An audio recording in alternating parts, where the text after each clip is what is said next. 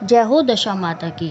Friends, हमारे देश के कुछ हिस्सों में दुल्हनडी के दूसरे दिन से यानी कि चैत्र मास के कृष्ण पक्ष की द्वितीय तिथि से संपदा माता के व्रत का, कथा का और डोरा लेने की वो शुरुआत होती है। और कुछ हिस्सों में चैत्र मास के कृष्ण पक्ष की 10वीं तिथि से दशा माता के व्रत की शुरुआत होती है। जो लोग 10वीं तिथि से दशा माता का डोरा लेते हैं वो 13 मार्च दिन शुक्रवार को दशा माता का व्रत करेंगे, दशा माता का डोरा लेंगे और कहानी सुनेंगे। विवाहित महिलाएं घर में सुख शांति और समृद्धि के लिए दशा माता का व्रत करती हैं और डोरा लेती हैं। शांति, समृद्धि और लक्ष्मी के स्थायी वास के लिए करती है और इस डोरे को गले में धारण किया जाता है।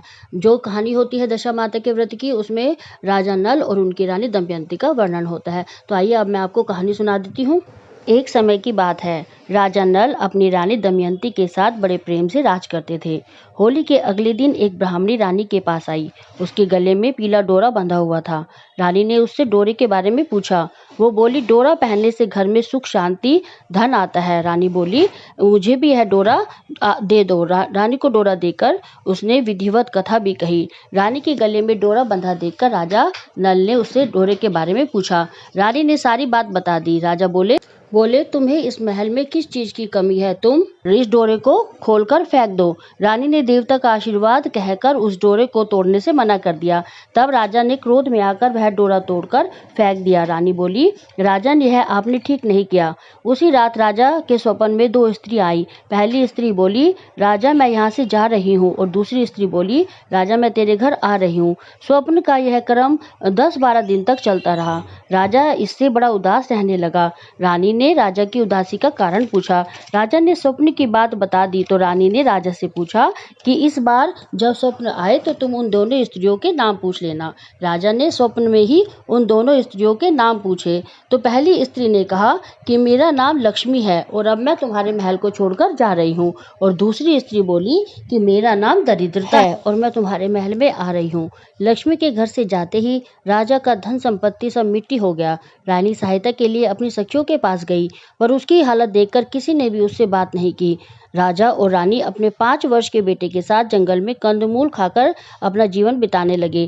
एक बार चलते चलते राजकंवर को भूख लगी। राजा मालिन के पास गया। मालिन दूध बिलो रही थी, परंतु राजा को देखकर उसने कहा, ना तो मेरे पास दूध है और ना ही मेरे पास दही है। तब राजा आगे चला और 2 तीतर मारकर लाया। भुने हुए तीतर भी उड़ गए। तब राजा और रानी आगे चले। आगे चलकर राजकुमार को एक सांप ने डस लिया। रोती हुई और विलाप करती हुई रानी को राजा ने धीरज बंधाया। राजा स्नान करने के बाद धोती सुखा रहा था तो धोती उड़ गई। तब रानी ने अपनी धोती फाड़कर राजा को दे दी और वो भूखी प्यासी रहते हुए आगे मार्ग में चलने लगे। एक दिन मार्ग में चलते चलते राजा के मित्र का घर आया। राजा रानी के साथ अपने मित्र के घर गया। मित्र ने दोनों को एक कमरे में ठहराया। मित्र ने उस कमरे में कुछ लोहे के औजार रखे हुए थे। देवयोग से वे सारे औजार धरती में समा गए और चोरी का आरोप लगने के कारण उन्हें रातों रात वहां से भी जाना पड़ा। रास्ते में चलते चलते राजा की बहन का घर आया। बहन ने एक पुराने महल में उनके ठहरने की व्यवस्था करी। सोने के थाल में भोजन भेजा तो थाली मिट्टी में बदल गई। राजा बड़ा लज्जित हुआ और थाली को वही गाड़ कर वह दोनों फिर चल पड़े।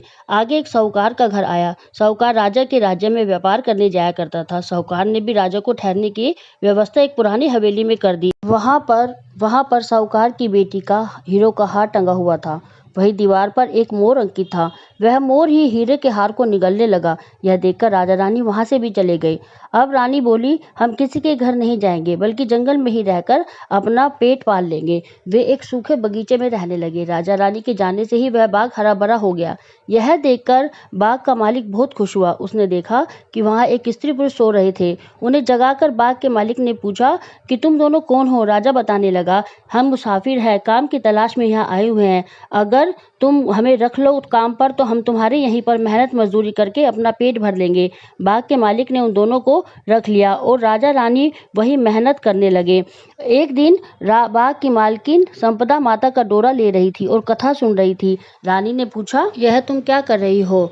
उसने बताया कि यह तो संपदा माता का व्रत और कथा है और समता माता का डोरा है।